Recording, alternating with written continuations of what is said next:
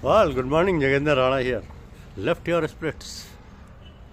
Left your spirits. The topic of our discussion today. Mental health is on the top of everyone's mind.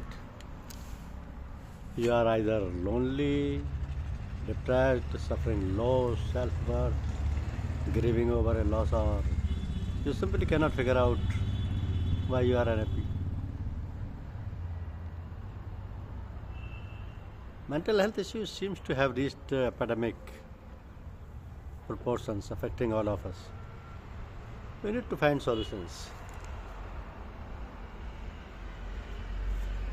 Not just talk about the problems.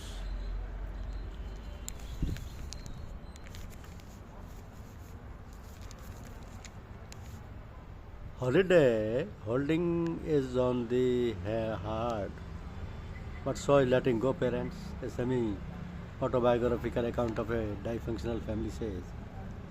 Her husband, also a medical doctor, never treated her well.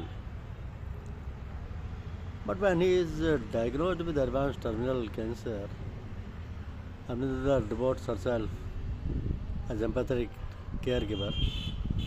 When you have lived with someone for 40 years, you do get attached. You cannot see them suffer, she says. She decides to let go of all grudges and bad memories, and finally she had to let go of her husband as he slipped away. Once he passed, she had to let go the life she had led and embark on a new journey. More importantly, she says, she learned to let go of expectations, especially from the close relatives. Amrinder believes in celebrating life rather than live in mourning and regrets. So this requires determination and self-motivation. But it's worth it, for you have to live the best you can. Sonali Gupta is a clinical psychologist in Mumbai, and as a 33-year-old, when she lost her father, she simply could not figure why people keep asking her to get over it. So according to her, grief is not something you get over. You have to work around grief and live on. That's why that lingering pain. So what is most frustrating is that families tend to avoid talking about grief. There's a deathly silence, she points out. Sonali also talks of the different kind of grief, for not all losses are the same. Grief is individual, no one grieves the same way. She says, ever since I was 8, my father was very sick, in and out of hospital.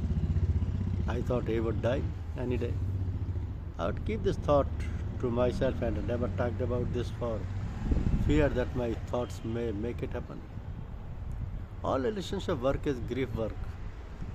One experiences some sort of grief in marriage, friendship, and so on. I work with women who buckle under social pressure to have a child.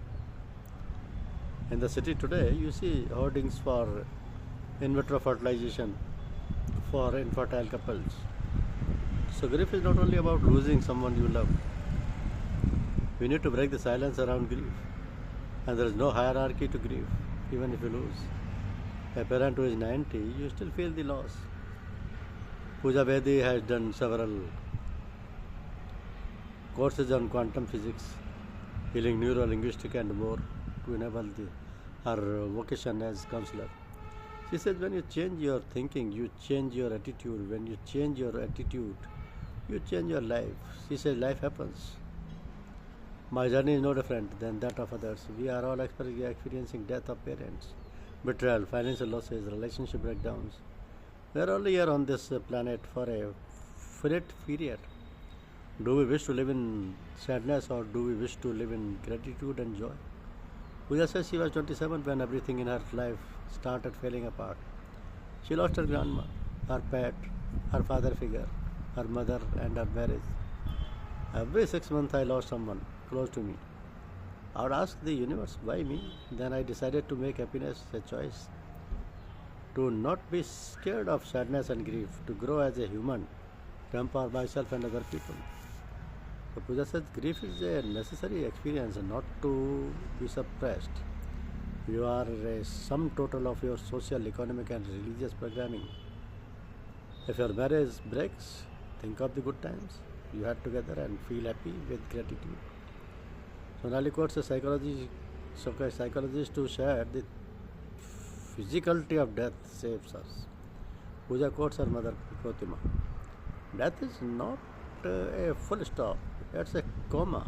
The person gone is free. They want to see you happy. Thank you. Thank you very much.